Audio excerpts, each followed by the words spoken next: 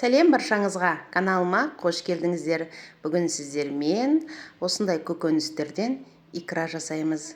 Видеоның соңына дейін қарап, менімен бірге болыңыздар. Ең алдымен осындай түрлі түсті болгар бұрышын қалауыңызша етіп турап аламыз. Осылай ірі-ірі етіп турағандарыңыз дұрыс. Кәдіні, баялдыны дөңгелектеп турап аламыз.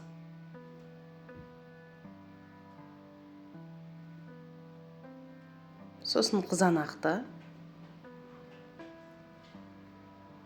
міне осылай кесіп алып тастаймыз түбін.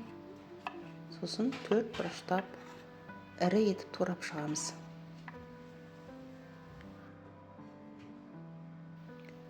Барлығын турап алғаннан кейін духовканың табасын алдын ала майлап аламыз.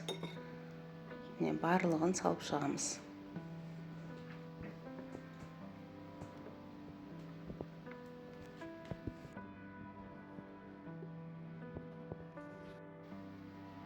Чеснокты 3-4 дана саламыз.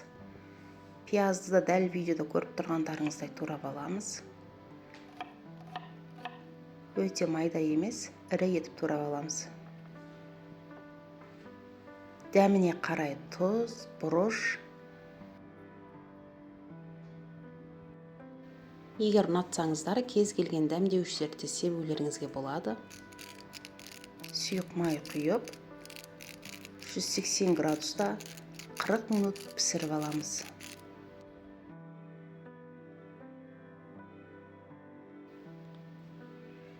Неке қараңыздар, пісіп шықты.